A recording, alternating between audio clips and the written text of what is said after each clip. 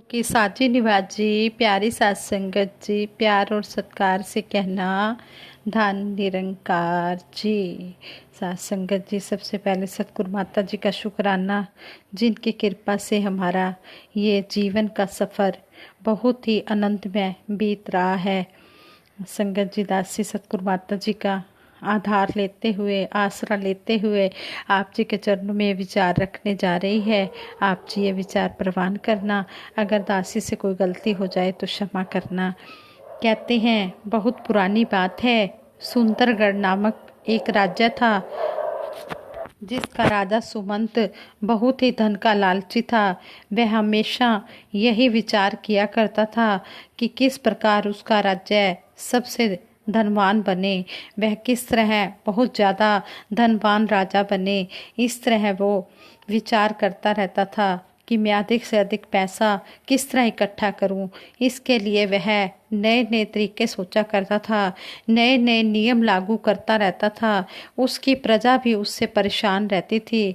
एक दिन उसने सोचा कि ये बुजुर्ग लोग उसके राज्य के लिए बोझ हैं, ये कोई काम तो करते नहीं हैं, बस बैठे बैठे खाते हैं।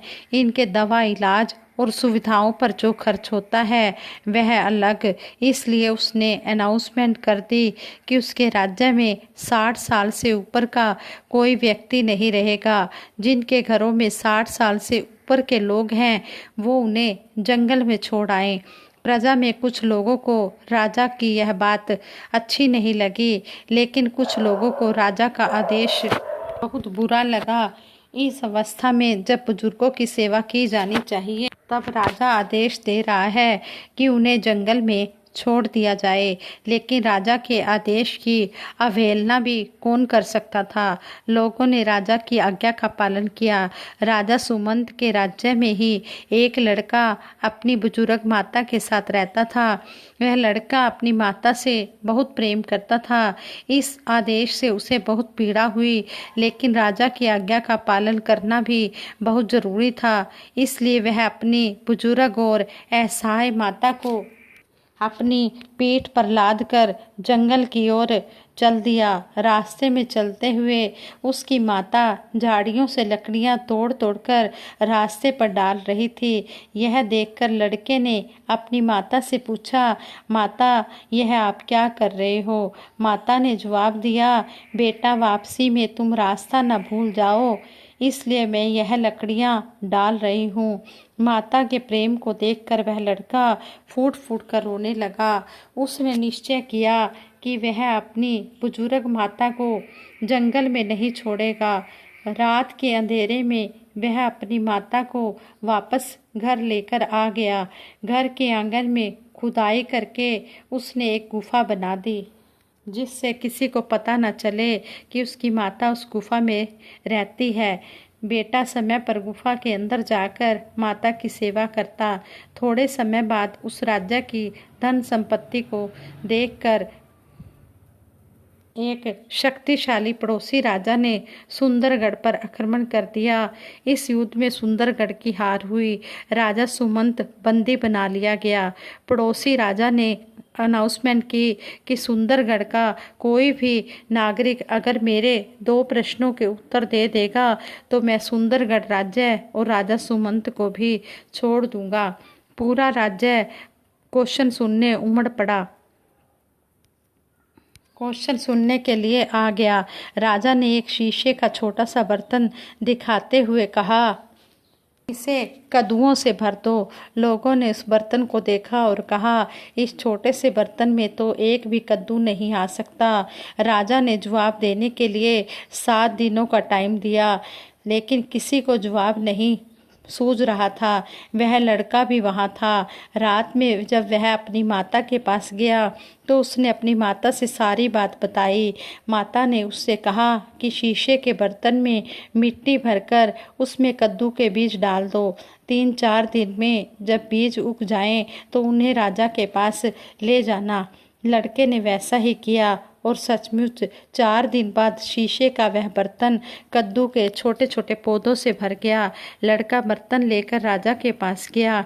अपने क्वेश्चन का जवाब पाकर राजा बहुत ही खुश हुआ।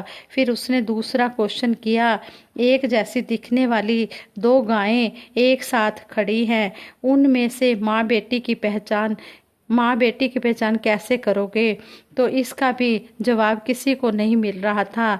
राजा ने इस बार 3 दिन की मोहलत दी। लड़का फिर अपनी माता के पास पहुंचा और उसे सारी बात बताई। माता ने बताया कि दोनों के सामने घास डालो, दोनों में से जो माँ होगी वह अपनी बेटी के खाने के बाद खाना शुरू करेगी। लड़के ने राजा के सामने माता के बताए अनुसार दोनों गायों में माँ बेटी की पहचान कर दी।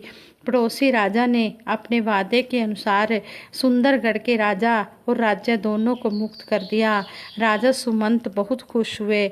उन्होंने लड़के से पूछा, तुमने दोनों क्वेश्चनों के आंसर कैसे दिए? लड़के ने कहा, महाराज, यदि आप मुझे अभय दान दें तो मैं बताऊंगा। राजा ने उसे आश्वासन दिया। तब लड़के ने बताया कि ये उत्तर उसे अपनी माता से मिले हैं। तब राजा को बुजुर्गों के अनुभव का महत्व पता चला। उसे अपनी भूल का एहसास हुआ और उसने अपनी आज्ञा वापस ले ली। उसने आज्ञा दी कि उसके राज्य में बुजुर्गों की सेवा और सम्मान होना चाहिए। इस कहानी से यही सीख मिलती है, किसी भी समाज में बुजुर्गों का कितना महत्व है। उनके अनुभव हमारे बहुत काम आते हैं, इसलिए हमें अपने बुजुर्गों की सेवा करनी चाहिए, उनका सम्मान करना चाहिए। जो समाज अपने बुजुर्गों का सम्मान नहीं करता वह कभी भी उन्नति नहीं कर सकता, कभी भी तरक्की नहीं कर सकता, कभी भी वो जीवन में आगे नहीं बढ़ सकता। इसलिए हमें अपने बुजुर्गों का आदर सम्मान करना चाहिए। जीवन में अन्य जिम्मेदारियों के बावजूद हमारा कर्तव्य अपने माता पिता के प्रति भी होना चाहिए। कुछ लोग अनावश्यक समझकर मुंह मोड़ लेते हैं। ऐसे लोग स्वार्थ के कारण लोभ में इतने अंधे हो जाते हैं कि इतना भी भूल जाते हैं कि हमें जन्म देने वाले हमारे माता पिता हमारे घर के देवता हैं। एक कहानी भी याद आती है। एक घर की छत पर एक कौआ बैठा। छोटे बच्चे ने पिता से पूछा, पापा यह क्या है? पिता ने प्यार से बताया, बेटे यह कौआ है। बच्चा बार बार पापा से एक ही सवाल पूछता और हर बार पिता बड़े प्यार से समझाते और कहते कि बेटे यह कौआ है। बुढ़ापे के समय बीता। जब बेटा बड़ा हुआ और पिता बुजुर्ग हो गए तो घर में कोई मेहमान आया। पिता ने बेटे से पूछा, बेटा कौन आया है? बेटे ने जवाब दिया कि मेहमान आए हैं। बुढ़ापे के कारण पिता की याददाश्त कुछ कमज़ोर हो गई थी, इसलिए पिता ने एक आध बार और पूछ लिया, बेटा कौन आया है? बेटे ने कहा, आपको तो याद ही नहीं रहता, लेकिन मुझे क्यों परेशान करते रहते हो? आप चुपचाप मुंह बंद करके बैठिए ना।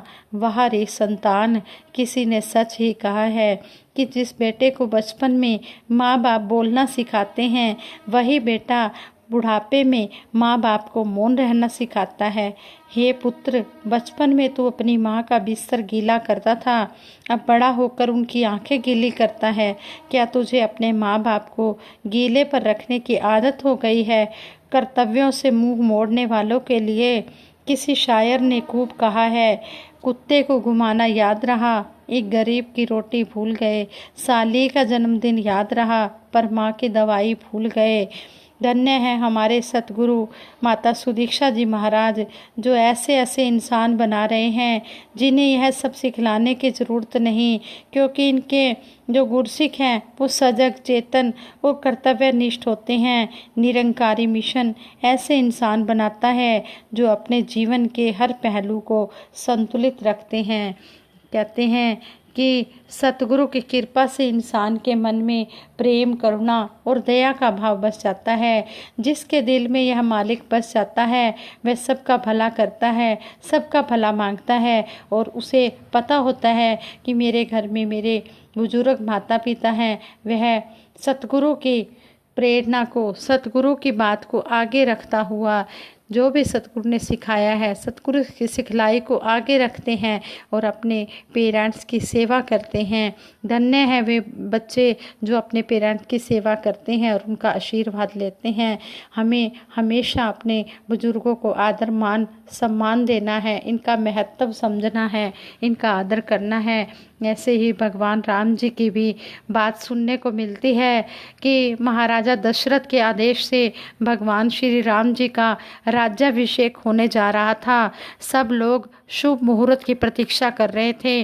अभिषेक के समय भगवान श्री राम जी को अचानक ही वनवास की सूचना मिली। यह भगवान श्री राम जी के लिए बहुत कठिन घड़ी थी।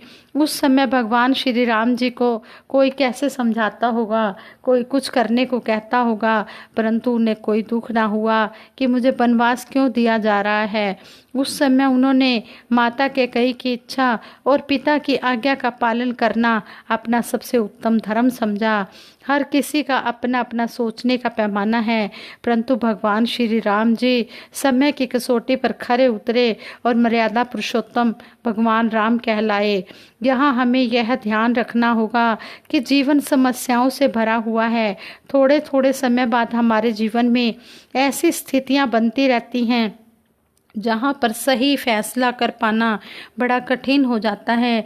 लेकिन जो इंसान अपने पेरेंट्स और अपने सतगुरु का सम्मान करना जानता है, जो उनकी इच्छा अनुसार सदमार्ग पर चलता चला जाता है, आगे कदम बढ़ाता है, मुश्किलें उनके रास्ते से अपने आप ही हट जाती हैं और वह सहज भाव से अपनी मंजिल की ओर बढ़ जाती हैं। सतगुरु माता सुदीक्षा जी महाराज से यही प्रार्थना है कि हमारा आचरण ऐसा हो, किसी को भी कुछ कहने या उंगली उठाने का मौका ना मिले। क्योंकि हम देखते हैं कि अगर कहीं बच्चे आपस में लड़ते हैं तो फौरन कह दिया जाता है कि क्या इनके माता पिता ने इन्हें यही सिखाया है। इसी तरह गुरसिक के कारण गुरु और साथ संगत पर उंगली उठ सकती है। हमें इस विषय में अलर्ट रहना है। हमें हमारे सतगुरु ने सबका आदर करना और सबका भला मांगना ही सिखाया है। हमने हमेशा यही काम करना है। महापुरुष हमें यही याद दिलाते हैं कि हमने हर एक के साथ प्यार से रहना है, प्यार करना है, प्यार और करुणा दया का भाव अपने मन में बसाना है और सबका भला मांगते चले जाना है। इस तरह हमने अपने प्रेम पूर्ण व्यवहार द्वारा हमेशा अपने आप को संवारने की तरफ ध्यान देना है। हम पूर्ण हरदेव वाणी में सतगुरु बाबा हरदेव सिंह जी महाराज ने भी हमें समझाया है। माता पिता का आदर करना, नित्य ही श्रद्धा चाव से इनकी सेवा करते रहना, तन्मयता से चाव से। कितने कितने कष्ट उठाकर माता पिता ने पाला है। माता पिता के कारण मुँह में बच्चों के निवाला है। बड़ों को इज्जत देने वाला हर सू इज्जत पाएगा। ध्यान बड़ों का रखने वाला आप बड़ा हो जाएगा। बड़े तो होते बड़े हैं, इनकी बात तजुर्बे वाली है। जी करके यह दुनिया सारी इनकी देखी भाली है। बड़ों से इनका अनुभव लेकर आगे बढ़ते जाना है। कहे हरदेव संतवती को जीवन में अपनाना है। सतगुरु बाबा हरदेव सिंह जी महाराज भी हमें यही समझाते कि कहते कि नौजवानों का जोश और बुजुर्गों का होश। बुजुर्गों से हमने सलाह लेकर, इनकी प्रेरणा लेकर हमने आगे बढ़ते चले जाना है। ऐसे सतगुरु बाबा हरदेव सिंह जी महाराज भी हमें समझाते रहे और आज सतगुरु माता सुदीक्षा जी महाराज की छत्र छाया में भी हमें यही बातें सीखने को मिल रही हैं। जो भी हमें प्रेरणाएं मिल रही हैं, हम इन प्रेरणाओं को अपने जीवन में धारण करते चले जाएं और अपना जीवन सुंदर बनाते चले जाएं। और दासी सभी के लिए सतगुरु माता जी से ये अरदास करती है, सच्चे पातशाह किसी को कोई भी कमी ना देना, खुशी इतनी देना कोई कमी ना देना।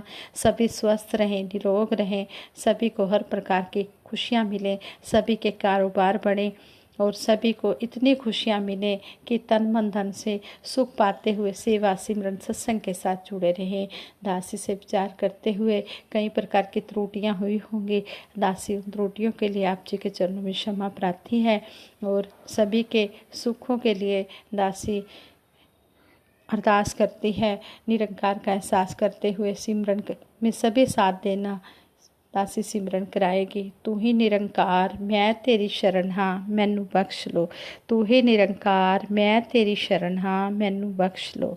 तू ही निरंकार मैं तेरी शरण हाँ मैनू बख्श लो। तू ही निरंकार मैं तेरी शरण हाँ मैनू बख्श लो।